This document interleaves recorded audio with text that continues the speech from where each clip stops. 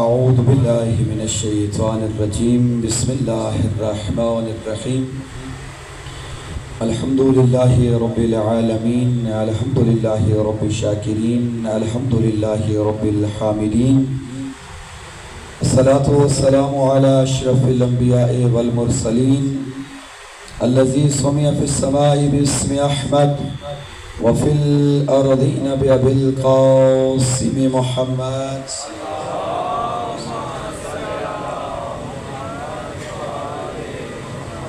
ثم الصلاة والسلام على أخيه ووزيره وخليفته وابن عمه ووارث علمه وحافظ سره أبا الحسن والحسين علي بن أبي طالب عليه السلام ثم الصلاة والسلام على سيدة الجليلة المخدومة المظلومة المحرومة عن حق ميراث أبيها قال الرحمن في القرآن بسم الله الرحمن الرحيم قل لا أسألكم عليه أجرا إلا المودة في القربى وقال إمام حسين عليه السلام إني لم أخرج أشر ولا بطر ولا مفسد ولا ظالما إنما خرجت لطلب الإصلاح في أمة جدي أريد أن آمر بالمعروف وأنهى عن المنكر وَأَسِيرُوا بِالسِّيرَةِ جَدِّي وَأَبِي علی بن ابی طالب صلوات پڑھ لیجئے محمد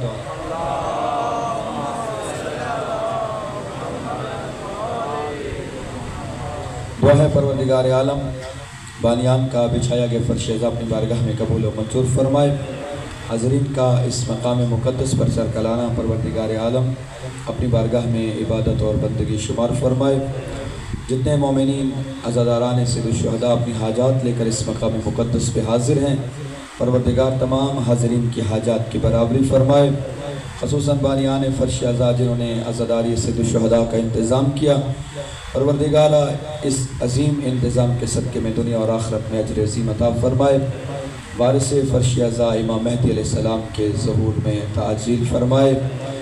اپنی دعاؤں کی قبولیت کے لیے فرش عزا کی قبولیت کے لیے صلوات پڑھ لیجئے محمد و آل محمد کے ساتھ.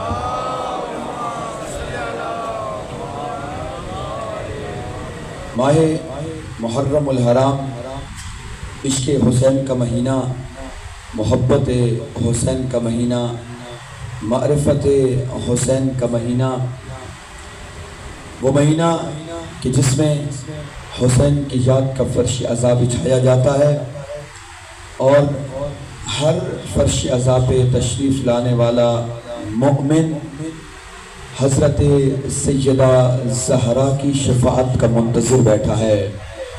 یقیناً جو شخص بھی دامے درمے سخن قدمے اس فرش عزا میں شرکت کرتا ہے، حصہ ڈالتا ہے، حسین کی ماں دیکھ رہی ہے کہ یہ محشر میں کب میری بارگاہ میں پہنچے گا. عزاداران مظلوم کربلا، مومنین کرام، عزاداری سید الشہداء ایک عظیم شرف ہے جو خدا نے ہم انسانوں کو عطا کیا ہے. میں عرض کر چکا ہوں کہ دنیا میں ہر وہ انسان جس کا ضمیر زندہ ہے، ہر وہ انسان جس کے اندر غیرت دینی موجود ہے، ہر وہ انسان جو حریت پسند ہے، اس کا امام حسین ہے. حسین کسی فرقے کا امام نہیں، حسین کسی خاص گروہ کا امام نہیں، حسین کچھ خاص لوگوں کا امام نہیں، بلکہ حسین کو پروردگار نے عالمین کا امام بنا کر بھیجا ہے، جن و انس کا امام بنا کر بھیجا ہے. اس ہستی، اس مظلوم کربلا کے ذکر میں آ کر فرش عزا پہ بیٹھنے والا شخص اس قدر منور ہو جاتا ہے کہ فرشتے اس فرش عزا سے آ کر نور لیتے ہیں. روایات میں ملتا ہے کہ جب زمین کے کسی خطے پر حسین کے کچھ ماتمی عزادار بیٹھ کر ذکر حسین کرتے ہیں، پروردگار آسمانوں سے فرشتوں کو بھیجتا ہے کہ جاؤ زمین کے جس حصے پر میرے حسین کا ذکر ہو رہا ہے اس ذکر حسین کی محفل میں شریک ہو جاؤ.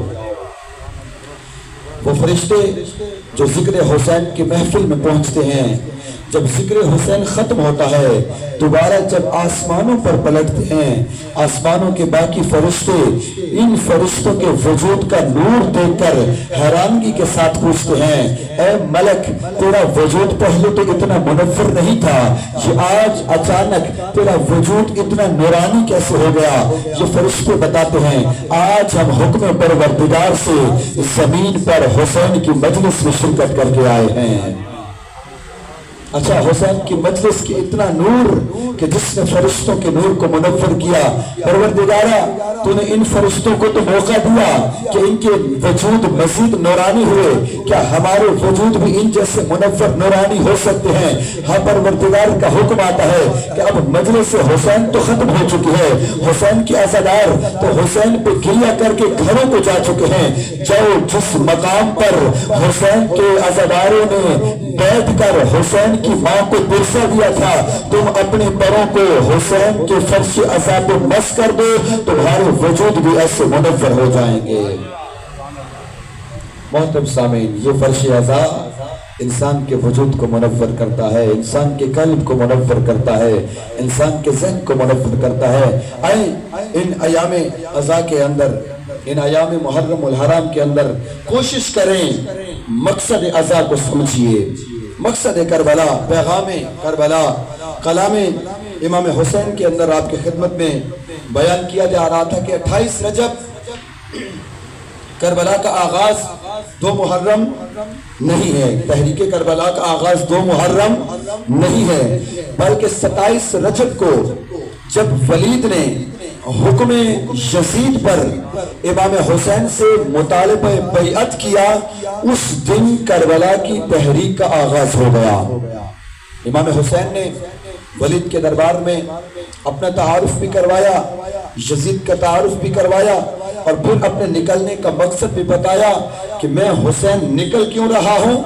انما خرجت، کل کی گفتگو کا خلاصہ، انما خرجت لطلب الاصلاح فی امت جدی وارید ان امر بالمعروف وانہی عن المنکر، لوگوں میں کیوں نکل رہا ہوں؟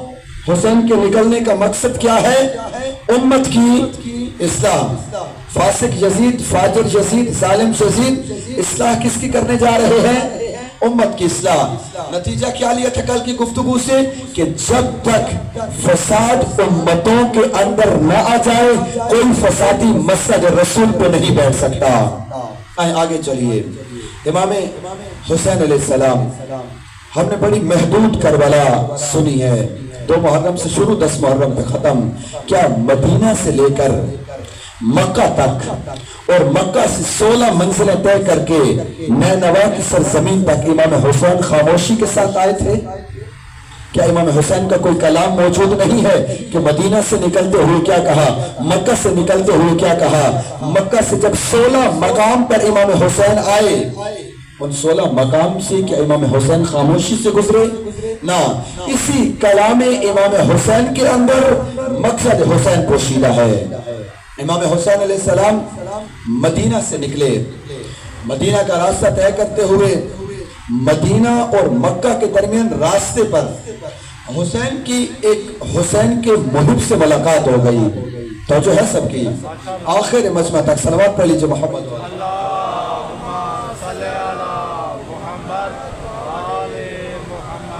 مولا حسین نے 28 رجب کو کربلا کا آغاز کر دیا، تحریک کربلا آغاز ہو گیا۔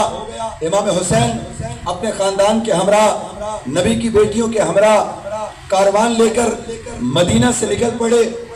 مکہ اور مدینہ کے درمیان ایک مقام پر حسین کا ایک محب رہتا تھا جس کا نام تھا عبداللہ ابن متی۔ اب توجہ کیجئے، اس واقعے کے ذریعے سے جو پیغام میں دینا چاہتا ہوں، اس تحریک کربلا کی جو سفر ہے، اس سفر کے دوران حسین سے ملنے والے لوگوں کا کردار کیا رہا ہے۔ ہم بھی حسین سے محبت کرتے ہیں، علی سے محبت کرتے ہیں، علی کا نام آئے سارے جھوم جاتے ہیں، حسین کا نام آئے سارے جھوم جاتے ہیں۔ تھوڑا سا فرق سمجھ کے آج کی گفتگو کی سنیے گا، ایک ہوتا ہے محب اور ایک ہوتا ہے شیعہ۔ توجہ ہے سب کی؟ ایک ہے محب اور ایک لفظ ہے شیعہ. محب کہتے ہیں محبت کرنے والے کو، محب جس کو کسی سے محبت ہو. شیعہ کہتے ہیں پیچھے چلنے والے کو، فالو کرنے والے کو، پیروی کرنے والے کو، اتباع کرنے والے کو، اطاعت کرنے والے کو. اب اس محب کے اندر اور شیعہ کے اندر فرق ہے. اگر یہ فرق سمجھ آ گیا یہ واقعہ سمجھ آ جائے گا. یا میں ایک جملے کے اندر اگر محب اور شیعہ کا فرق بیان کرنا چاہوں تو یوں کہوں گا، آخر مجمع کا توجہ رہے اس جملے کے اوپر، جو شخص اہل بیت سے محبت کرے اسے محب کرتے ہیں اور اسے محب کہتے ہیں، لیکن جس شخص سے اہل بیت محبت کرتے ہیں اسے شیعہ کہتے ہیں.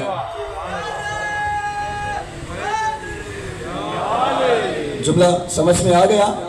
جو اہل بیت سے محبت کرے وہ محب ہے. اب محب کے لیے لازمی نہیں کہ وہ مسلمان ہو، ایک ہندو بھی محب علی ہو سکتا ہے، ایک ہندو محب حسین بھی ہو سکتا ہے. آپ دیکھتے ہیں محرم الحرام کے اندر ہندو بھی حسین سے عقیدت رکھتے ہیں، کافر بھی امام علی علیہ السلام سے عقیدت رکھتے ہیں، امام حسین کی چاہت رکھتے ہیں، لیکن حسین کے دین پہ نہیں آتے. اس کا مطلب حسین کے محب تو ہیں لیکن حسین کے شیعہ نہیں ہیں. شیعہ وہ ہے جو حسین کو بھی مانے اور حسین کے راستے پر بھی چلے. اب کچھ لوگ ہیں جو محب ہیں لیکن شیعہ نہیں ہیں. آئے تاریخ کے اس آئینے میں ہم جائزہ لیتے ہیں کہ تاریخ کے اندر کیسے کردار آئے اور ہم ان کرداروں میں سے کون سا کردار آج اپنا رہے ہیں. اس کا نام ہے عبداللہ ابن مدی. امام حسین علیہ السلام کے کاروان کو اس نے دیکھا، فرزند رسول کا کاروان ہے، خاندان ہمراہ ہے، سفر کا ارادہ لگتا ہے. یہ شخص پیشے کے اعتبار سے کسان تھا، کھیتی باڑی کرتا تھا، زمینیں فصلیں اگاتا تھا. اس نے جب دیکھا مولا حسین آ رہے ہیں، ہماری طرح کا محب تھا، محبت رکھنے والا تھا مولا کا. مولا کو دیکھا، زیارت کے لیے پہنچ گیا، سلام کیا، السلام علیکہ یا ابن رسول اللہ، اے نبی کے بیٹے عبداللہ کا سلام قبول کیجئے. مولا نے سلام کا جواب دیا. پوچھنے لگا، یا مولا لگتا ہے کہیں سفر کا ارادہ ہے. توجہ ہے سب کی؟ لگتا ہے کہیں سفر کا ارادہ ہے. اب امام اور پیروکار کا تعلق دیکھیے، امام اور پیروکار کا تعلق دیکھیے گا. ہاں اے عبداللہ سفر کا ارادہ ہے. مولا کہاں جا رہے ہیں؟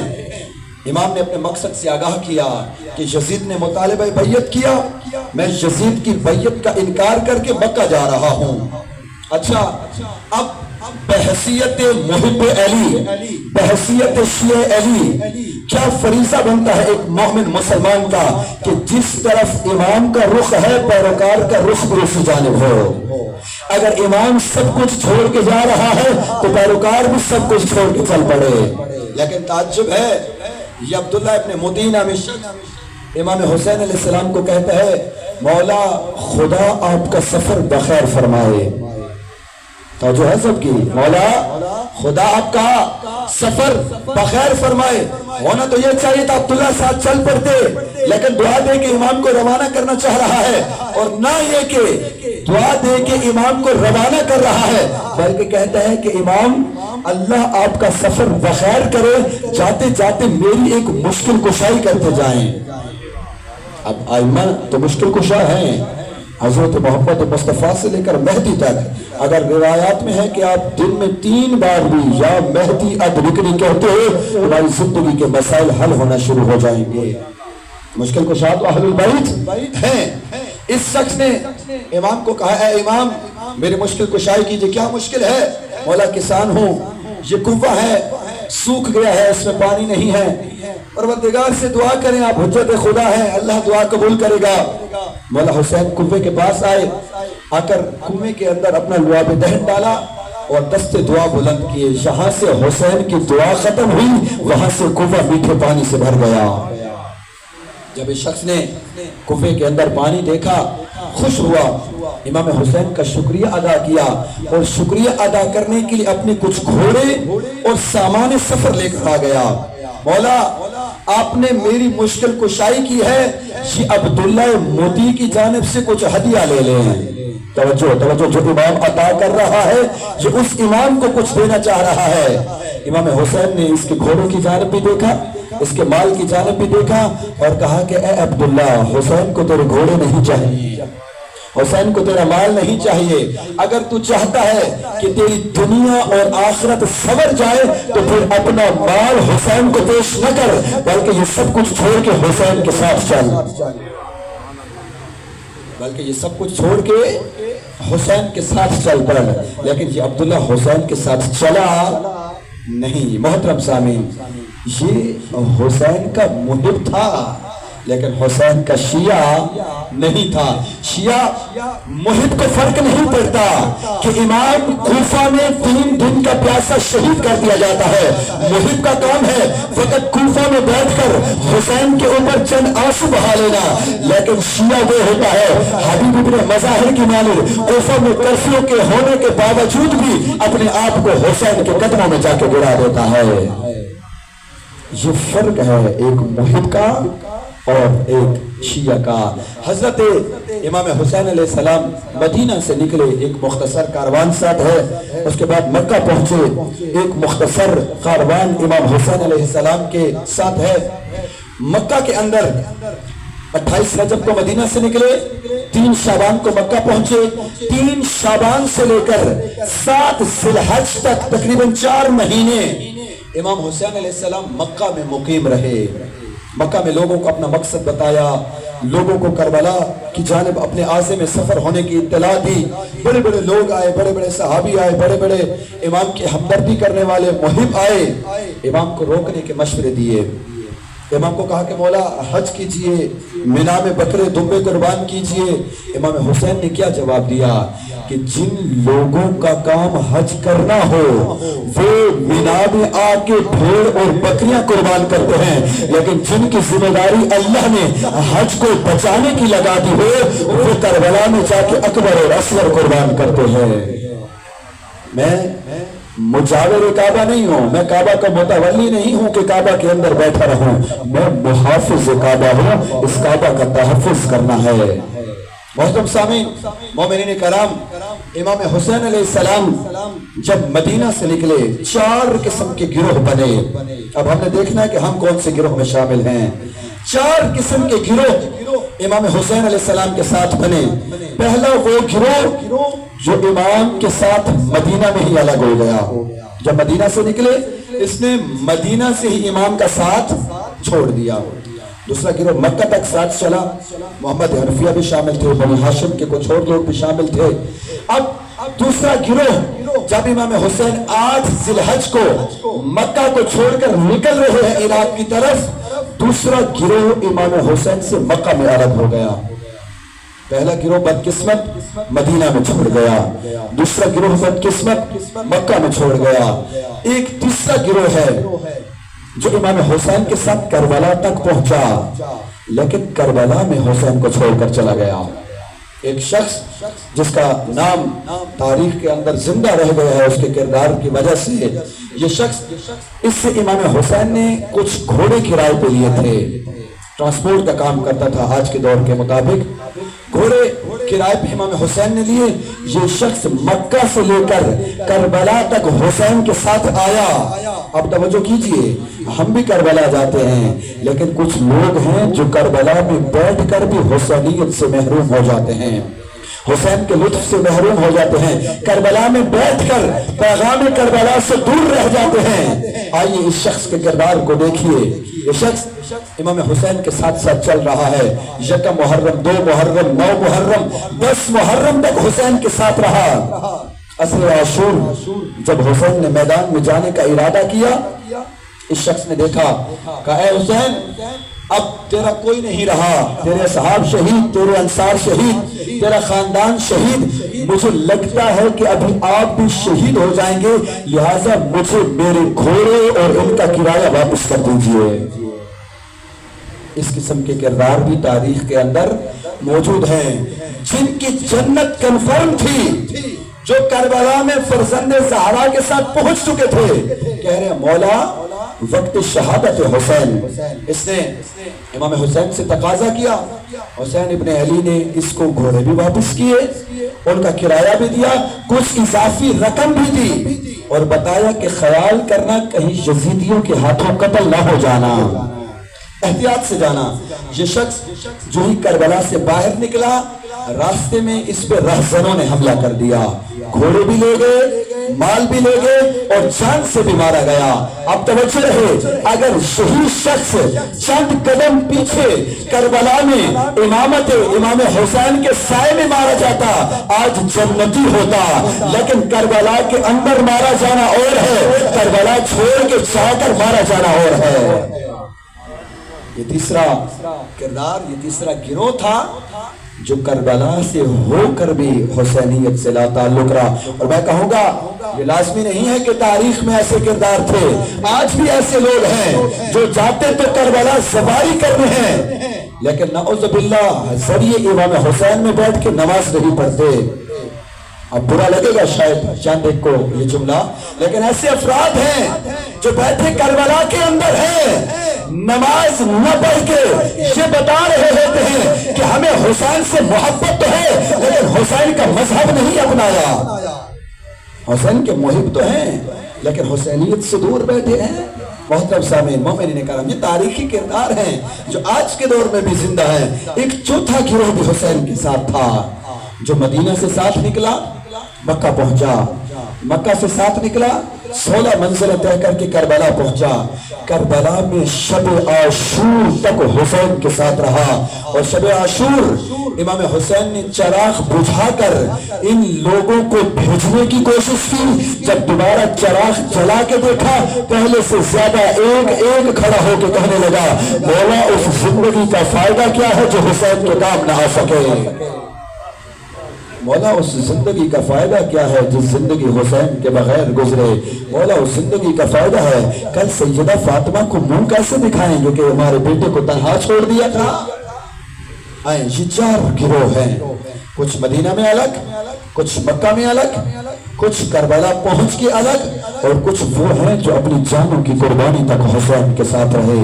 आइए अब हम देखेंगे हम हुसैन के साथ किस गिरोह वाले हैं। क्या मदीना से हुसैन के साथ हम 28 रजब को चले थे? नहीं, हमें तो बताया ही नहीं गया। हमें तो 2 मुहर्रम का इंतजार करने का कहा गया कि हुसैन के मुहर्रम का चांद नजर आएगा तो हुसैन की अज़ादारी होगी। हुसैन ने तो 28 रजब को मदीना छोड़ दिया। कितने लोग हैं ऐसे जो हुसैन के साथ चले हैं 28 रजब को, फिर 3 शाबान को मक्का पहुंचे, 8 जिलहज को मक्का से निकले। कितने लोग हैं जो 8 जिलहज को हुसैन के साथ मक्का से निकले। हाँ, जो मदीना से चलते आ रहे हैं करबला वही पहुंचेंगे। मोहतरम सामीन, मोमिनीन करम, आए अब वो वजह तलाश करें कि जो मदीना में छोड़ गए क्यों छोड़ गए, जो मक्का तक आए मक्का में छोड़ गए वजह क्या थी, जो करबला तक पहुंचे क्यों छोड़ गए वजह क्या थी। वजह फकत एक लफ्ज में बयान करना चाहता हूं कि जो भी मदीना से करबला तक हुसैन को छोड़ता गया वो हुसैन का अकीदतमंद तो था, लेकिन हुसैन का इताअत गुज़ार नहीं था।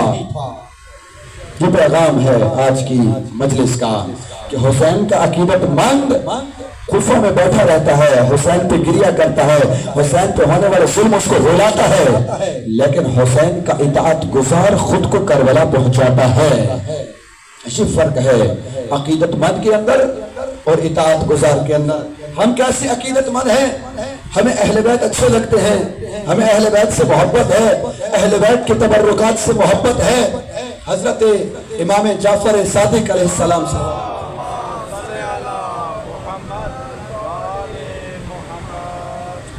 अकीदत और इताअत, ये जुमले समझाने के लिए एक वाक़या नकल करना चाहता हूँ। हजरत इमाम जाफर सादिक अलैहिस्सलाम गली में आ रहे हैं, हाथ के अंदर असाए रसूल पकड़ी हुई है। अब ज़ाहिर सी बात है वो चीज जो नबी से मंसूब हो, एक मोमिन मवाली अकीदतमंद अहले बैत से मंसूब चीजों की बड़ी कदर करता है। अलम है उसकी बड़ी कदर करता है, जुलजना है उसकी बड़ी कदर करता है, शबीहात हैं उसकी बड़ी कदर करता है। वो भी हमारी तरह का मोमिन मौलाई था। देखा कि इमाम जाफर सादिक के हाथ में नबी का आसा है, امام جعفر صادق ہاتھ میں نبی کی ایک نشانی ہے. یہ شخص آتا ہے, السلام علیکم ابن رسول اللہ, اے نبی کی فرزند میرا سلام ہو. جی وعلیکم السلام, کیا ہے؟ کہنے لگا مولا اگر اجازت ہو تو یہ جو آپ کے ہاتھ میں عصائے رسول ہے میں اس کی زیارت کرنا چاہتا ہوں. اب توجہ, میں جو نکتہ سمجھانا چاہ رہا ہوں, عقیدت مند کون ہوتا ہے اور اطاعت گزار کون ہوتا ہے. عقیدت مند کا کیا کردار ہوتا ہے, اطاعت گزار کا کیا کردار ہوتا ہے. عقیدت مند کی کیسی زندگی, کیسے تقاضے ہیں, اطاعت گزار کے کیا تقاضے ہیں. اب یہ شخص امام سے اجازت لیتا ہے, مولا نبی کا تبرک ہے, نبی کی نشانی ہے, اجازت ہے میں اس کو چوم کے تبرک لے لوں. امام نے اجازت دی, عصائے رسول ہے, اس کو چومیں, زیارت کریں, تبرک لیں. جب اس شخص نے عصا کو چوم لیا, تبرک لے لیا, زیارت کر لی, تو امام نے شخص کی طرف دیکھ کے کہا, اے بندے خدا تجھے نبی کی ایک بے جان نشانی تو نظر آتی ہے, تجھے نبی کی ایک بے جان علامت تو نظر آتی ہے جس کو تو چوم کے ثواب لینا چاہ رہا ہے. کیا تجھے نبی کے علم کا وارث, نبی کے تقوی کا وارث, نبی کی شجاعت کا وارث جعفر صادق, نبی کی زندہ نشانی نظر نہیں آتی؟ یہ عصا کی زیارت تجھے صرف ثواب دے سکتی ہے. اگر جعفر صادق کا دامن تھام لو تمہاری دنیا بھی سوار دے گا, تمہاری آخرت بھی سوار دے گا. تمہیں نبی کی ایک بے جان علامت تو نظر آ گئی, تم نے اس کی زیارت کر لی, تم نے ثواب لے لیا, لیکن نبی کی زندہ نشانی, نبی کے علم کے وارث سے, فیض سے محروم رہے. آئیں آج ہمارے اندر بھی ایسے عقیدت مند ہیں, اور عقیدت کوئی بری چیز نہیں ہے. میں عقیدت اور اطاعت کو بیان کر کے عقیدت کی نفی نہیں کرنا چاہ رہا. عقیدت ضروری ہے, بغیر محبت اہل بیت کے, بغیر اطاعت اہل بیت کے میں نہیں کہتا, بلکہ اہل سنت کے امام ہیں امام شافعی, ان سے جا کر کسی نے پوچھا کہ محبت اہل بیت کے متعلق تمہارا کیا عقیدہ ہے. ایک شعر میں کہتے ہیں, من لم یصلی علیکا لا صلاۃ لہ. اہل بیت کے متعلق امام شافعی کا عقیدہ یہ ہے کہ اگر کوئی شخص اپنی نماز میں آل رسول پہ درود نہ بھیجے اس کی نماز نامکمل ہے.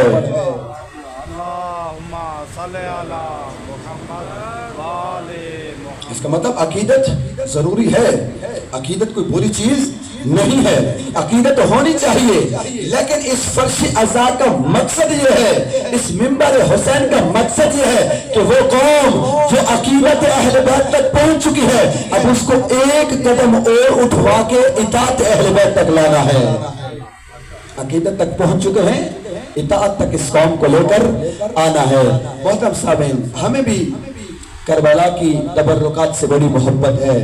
کربلا سے ہم نے علم کی شبیہ بنائی, کربلا میں ہم نے علم دیکھا, یہاں کربلا کے علم کی شبیہ بنا دی.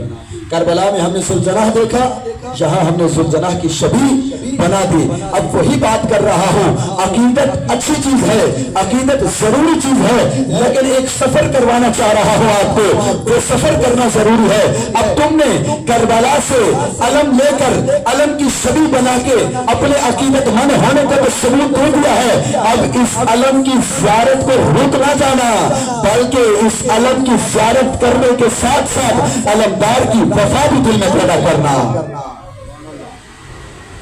اگر علم پہ رک گئے تو عقیدت مند تو ہو لیکن اطاعت گزار نہیں ہو. اب اگر عقیدت مند ہونے کے ساتھ ساتھ اس علم بردار کی وفا بھی دل میں پیدا کر دی, علم بردار کے اطاعت گزار بھی ہو جاؤ گے. اب ذوالجناح لے لیا ہم نے, اگر ذوالجناح تک پہنچ گئے, ذوالجناح کی زیارت کر لی, تو اب زیارت پہ رکنا نہیں ہے بلکہ اس ذوالجناح کے شاہ سوار کی شجاعت بھی دلوں میں پیدا کرنی ہے. یہ پیغام ہے اس فرش عزا کا کہ جہاں رکے ہوئے ہو ایک ایک قدم وہاں سے آکے آ جاؤ. اگر بے عقیدہ ہو عقیدہ بناؤ, بے عمل ہو فرش عزا سے بعمل ہو کر اٹھو, بے نمازی ہو حسین کی مجلس سے نمازی بن کر اٹھو, بے حجاب ہو حسین کی زینب کی بارگاہ سے, فاطمہ کی بارگاہ سے باپردہ ہو کر اٹھو. یہی تو فرش عزا کا مقصد ہے. اگر یہ مقصد فرش عزا سے حاصل نہیں ہو رہا, آئیں محترم سامعین ایک اور جملہ آپ کی خدمت میں بیان کرتا چلوں.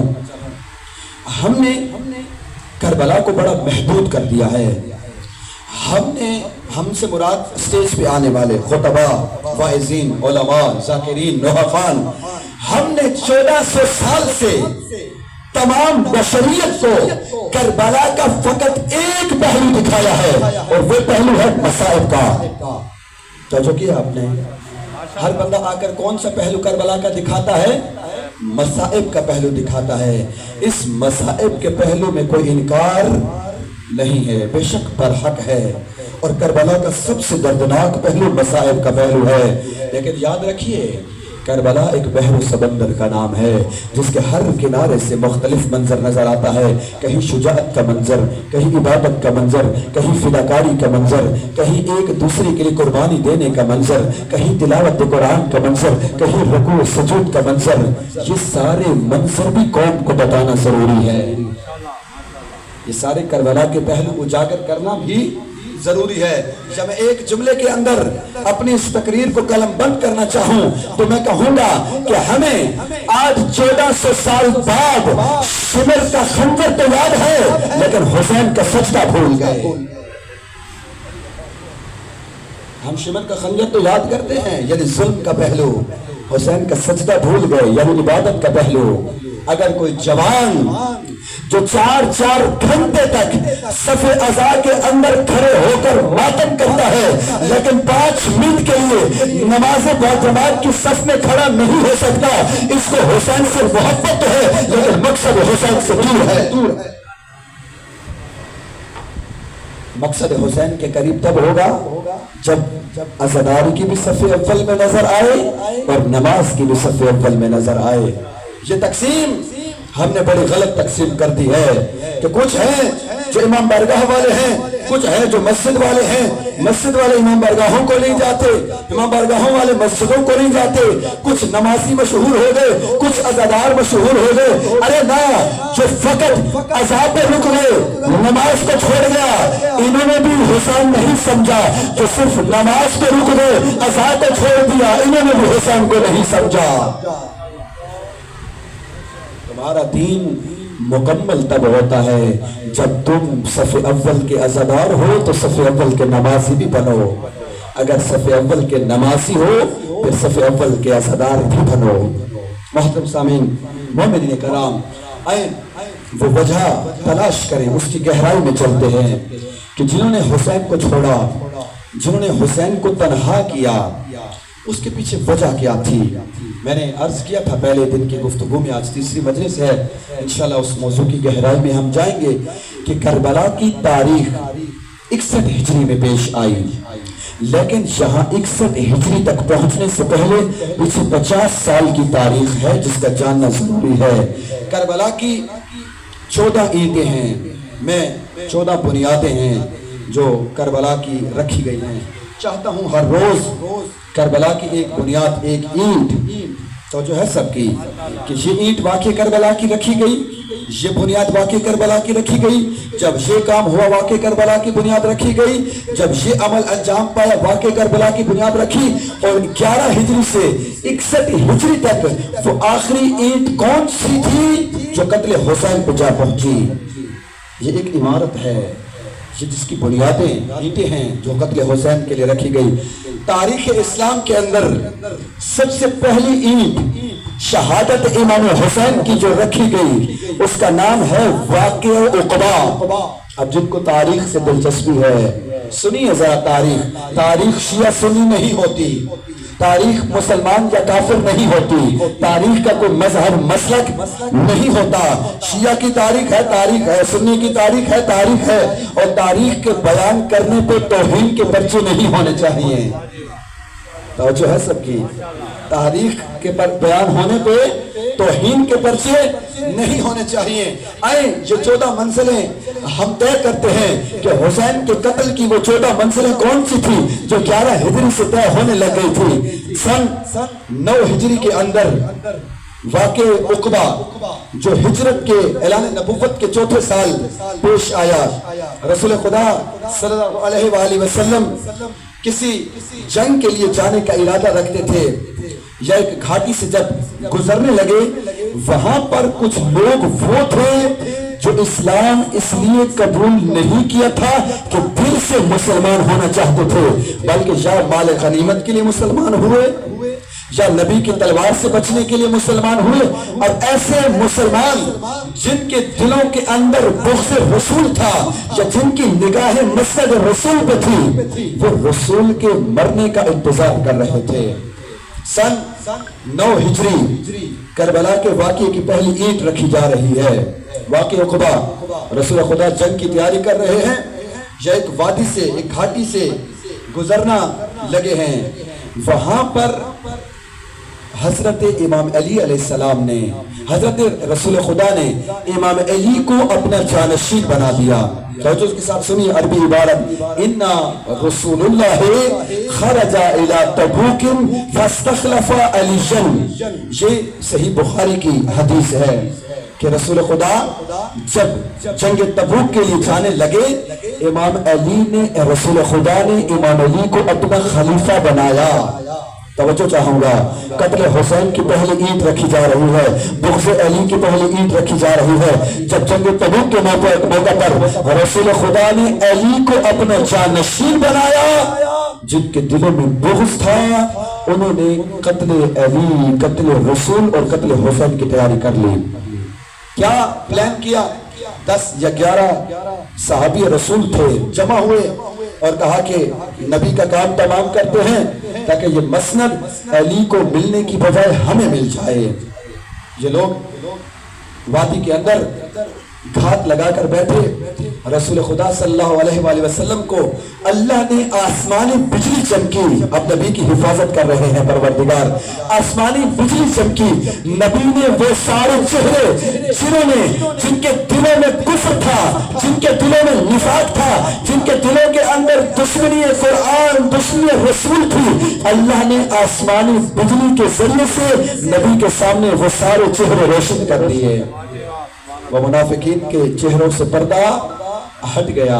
رسول خدا نے مقام ذی عقبہ پر ان اصحاب کو پہچان لیا جو رسول کو اس وادی میں دھکا دے کے ختم کرنا چاہتے تھے۔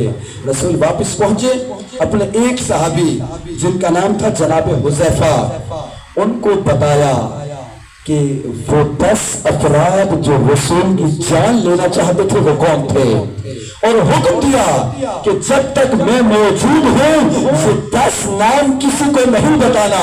ایک بندے کو بہت بڑا اصرار تھا، وہ بار بار حذیفہ کے پاس آ کے پوچھتا تھا، چونکہ خود موجود تھا ان 10 کے اندر، بار بار حذیفہ سے آ کے پوچھتا تھا کیا رسول نے میرا نام بھی بتایا ہے، کیا رسول نے میرا نام بھی لیا تھا۔ محترم سامعین، یہ واقع کربلا کی پہلی اینٹ تھی، اور پھر یہی شخص جو خود بار بار آ کر پوچھ رہا تھا کہ کیا رسول نے میرا نام بھی واقع عقبہ کے اندر لیا تھا، حذیفہ نے کہا مجھے رسول نے منع کیا، میں نہیں بتا سکتا۔ یہ شخص خود قسم کھا کے کہتا ہے یا حذیفہ واللہ انا من المنافقین، خدا کی قسم میں ان منافقین میں شامل تھا۔ ہم کسی کو کچھ نہیں کہہ رہے، خود انہی کی زبان سے یہ جملے بیان کیے جا رہے ہیں۔ اے حذیفہ، میں اس وادی عقبہ کے منافقین کے اندر شامل تھا۔ آئیں نتیجہ لیں اس واقع کربلا کی پہلی اینٹ کا، ایک واقعہ اور اس کا نتیجہ، تاکہ کربلا کی بنیادوں کو سمجھ سکیں۔ نتیجہ کیا ہے کہ رسول خدا چونکہ اپنے بعد خلافت علی کو دینا چاہتے تھے، لہذا رسول خدا کو ہی ختم کر دو تاکہ یہ خلافت علی کو نہ مل سکے۔ اب جو بندہ، جو قوم، جو لوگ رسول کو ہی ختم کرنا چاہتے ہیں، کیا وہ حسین کو ختم نہیں کرنا چاہیں گے؟ کیا وہ علی سے دشمنی نہیں رکھیں گے؟ یہ تھی سن 9 ہجری کے اندر واقع کربلا کی پہلی اینٹ، جہاں سے بغض اہل بیت کا آغاز ہو گیا، چونکہ علی کی جانشینی کا اعلان ہوا جو انہیں پسند نہیں آیا۔ آئے محترم سامعین، مومنین کرام، دیکھیے، جائزہ لیجئے کربلا کی بنیادوں کا۔ کربلا کو صرف 2 محرم سے 10 محرم کا واقعہ سمجھ کر ختم نہ کریں، کربلا کی 50 سال تاریخ کو پڑھیں تاکہ وہ چہرے جو آج بھی لباس اسلام میں چھپا کر، لباس صحابیت میں چھپا کر دنیا جن کو راضی اللہ بنانا چاہتی ہے، کربلا کی بنیادوں کو سمجھو تاکہ دشمنی اہل بیت رکھنے والوں کے چہرے ظاہر ہو سکیں۔ میں نے پہلے عرض کیا کہ تاریخ پڑھنا کسی کی توہین نہیں ہے، میں تاریخ پڑھوں گا انشاءاللہ تعالی۔ یہ سلسلہ ہے کربلا کی آگاہی کا سلسلہ، کربلا شناسی ہے۔ یہ آئیں کربلا کو پہچانیں، کربلا کی بنیادوں کو سمجھیں۔ آپ جاتے ہیں کالجز میں، جاتے ہیں یونیورسٹیوں میں، جاتے ہیں، کوئی فزکس میں تحقیق کر رہا ہے، کوئی کیمسٹری میں تحقیق کر رہا ہے، کوئی بیالوجی کے اندر اس کی جتنی بھی شاخیں ہیں ان کی ایک ایک شاخ میں بیٹھ کر سالوں تحقیق کرتا ہے۔ کیا تم نے بیٹھ کر کبھی کربلا پہ بھی تحقیق کی ہے؟ کربلائی کرداروں پہ بھی کبھی تحقیق کی ہے؟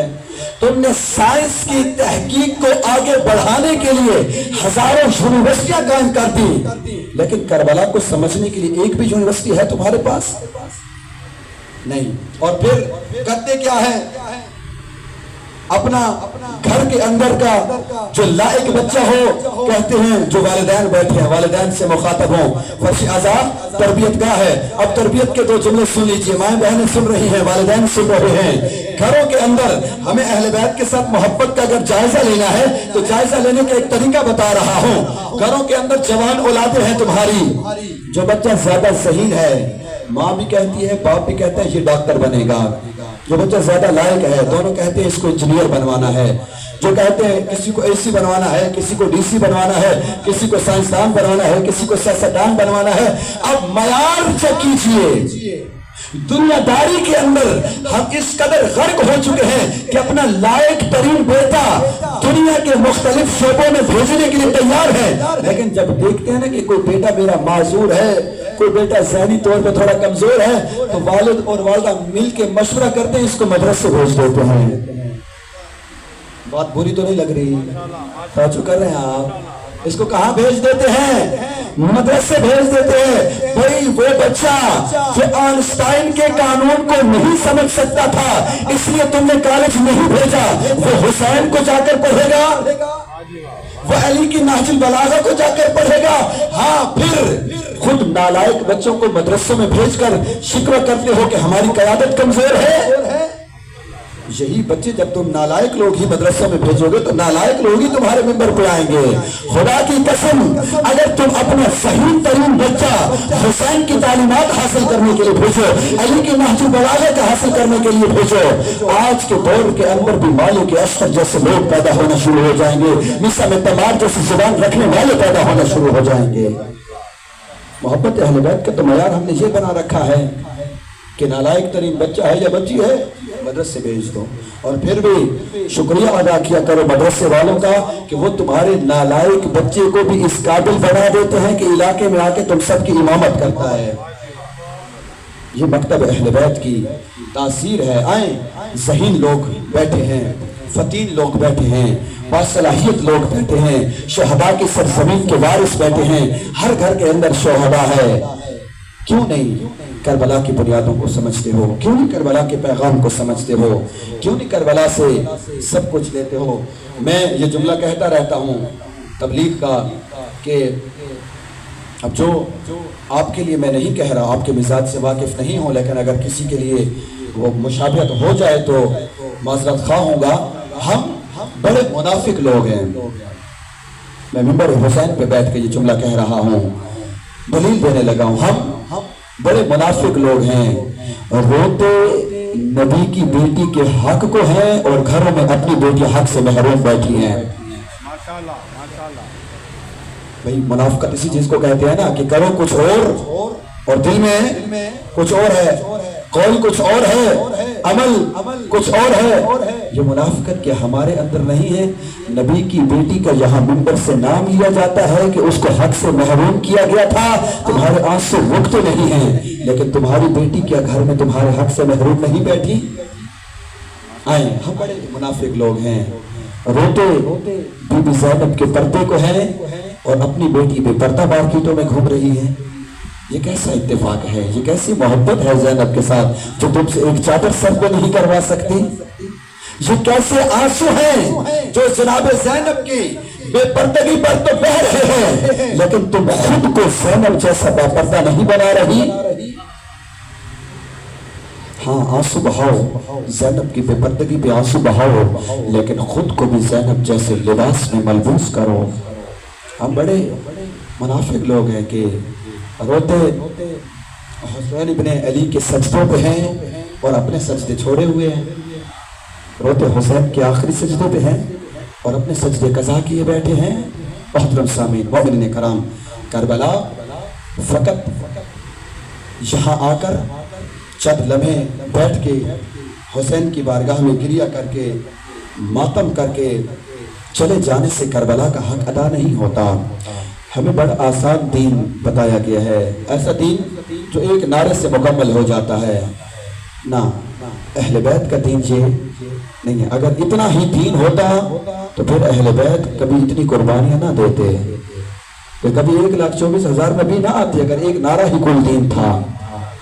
آئیں، حضرت امام حسین نے جو تحریک کا آغاز کیا، اس تحریک میں ایک سے بڑھ کر ایک مظلوم ہے، اور امام حسین کی اس تحریک کا سب سے پہلا شہید حضرت مسلم ابن عقیل۔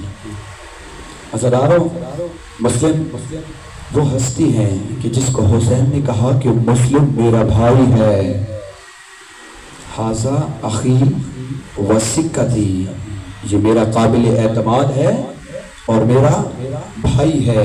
اور پھر حکم دیا کہ اے کوفہ والو، مسلم کو غیر نہ سمجھنا، مسلم کا ہاتھ حسین کا ہاتھ ہے، مسلم کے ہاتھ پہ بیعت حسین کے ہاتھ پہ بیعت ہے۔ کچھ لوگوں نے مسلم کو اس لیے چھوڑا تھا، یہ واقعے کی تفصیل بعد میں، اس لیے چھوڑا تھا کہ مسلم غیر معصوم ہے، امام حسین معصوم ہیں، جب امام خود آئیں گے ہم ہاتھ پر بیعت کریں گے۔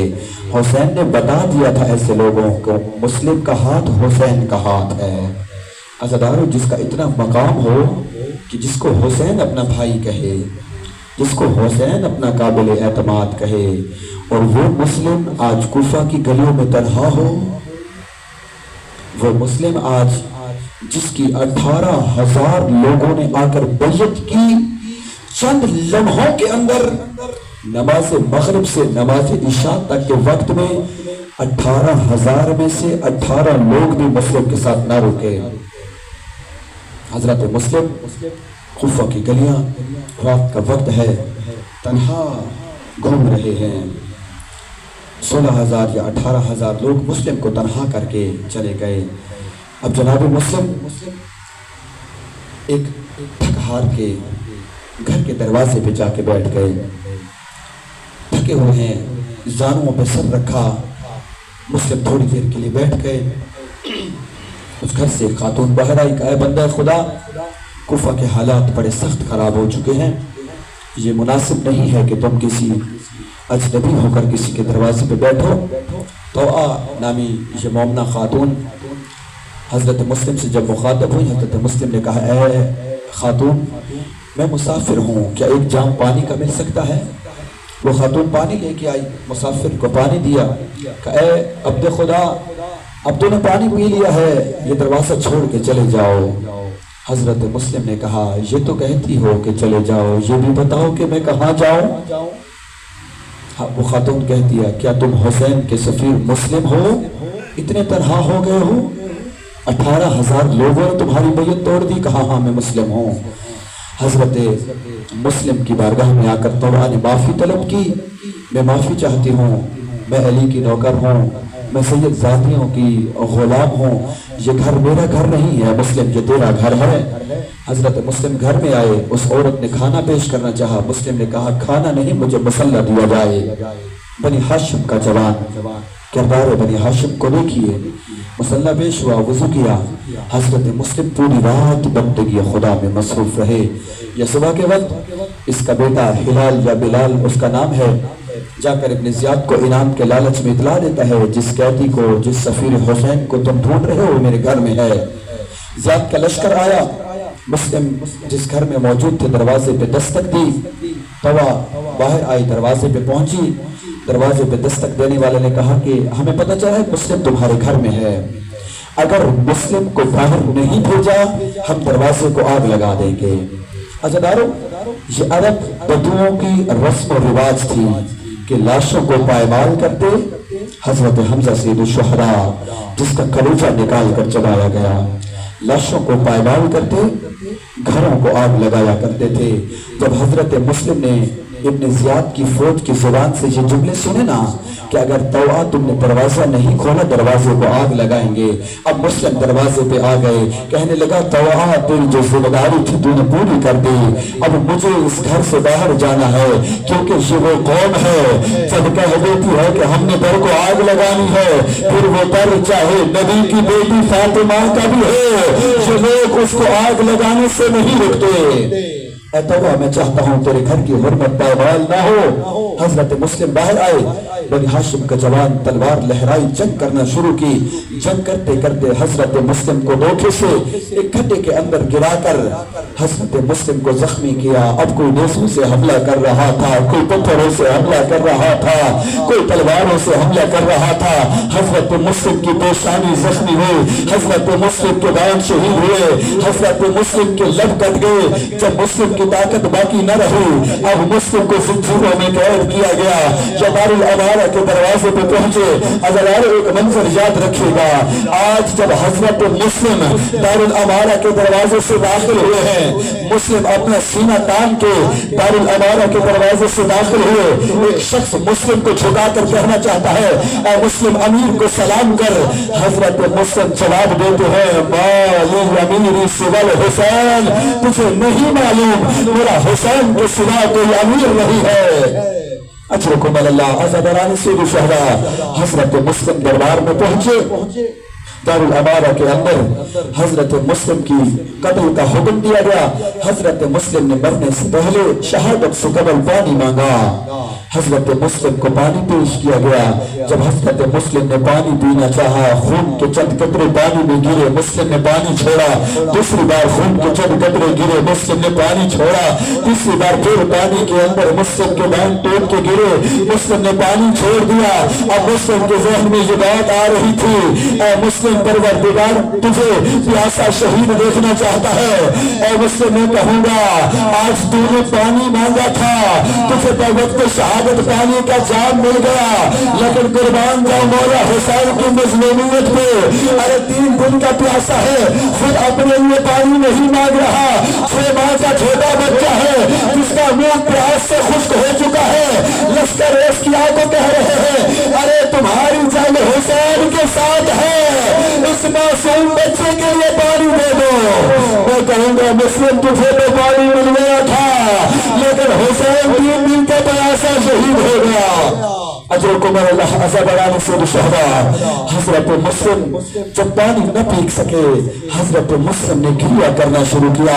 اب ایک شخص آ کر تانا مار کے کہتا ہے اے بنی ہاشم کے جوان، تمہاری بہادری کے چرچے ہیں، تم کس بات پہ گریہ کر رہے ہو؟ مسلم کہتا ہے مجھے ایک وصیت کرنی ہے، کیا تم میں سے کوئی میرا وصی بننا چاہے گا؟ ایک شخص آگے بڑھ کے کہتا ہے اے مسلم اپنی وصیت کیجئے۔ حضرت مسلم اپنی پہلی وصیت کرتے ہیں میں کوفہ میں کچھ مقروض ہو گیا ہوں، یہ میری سرحا اور تلوار بیچ کر میرا قرض ادا کرنا۔ اے مسلم یہ تو ٹھیک ہے، یہ بتا تو رو کیوں رہا ہے، کون سی چیز تجھے رلا رہی ہے؟ اب مسلم بتا رہا ہے مسلم کو کون سی چیز رلا رہی ہے۔ ارے مسلم نے مکہ میں بیٹھے ہوئے حسین کو خط لکھ کے بلا لیا تھا، مولا کوفہ والے نے بیعت کر لی ہے، آپ آ جائیے۔ مسلم روتے کس بات کو ہے؟ کیا حسین کے ساتھ عباس نہیں ہے؟ کیا حسین کے ساتھ اکبر نہیں ہے؟ حضرت مسلم کے آنسو گرنے لگے، گریہ بڑھنے لگا، ان کی طرف دیکھ کے کہتے ہیں ارے رولاتی پہ یہ بات ہے کہ حسین کے ساتھ عباس ہے، حسین کے ساتھ اکبر ہے، لیکن میں کیوں گریہ نہ کروں؟ حسین کے ساتھ بہن زینب بھی آ رہی ہے، ارے کوفہ زینب کے لیے تیار نہیں ہے۔ الا لعنۃ اللہ علی القوم الظالمین فسيعلم الذين ظلموا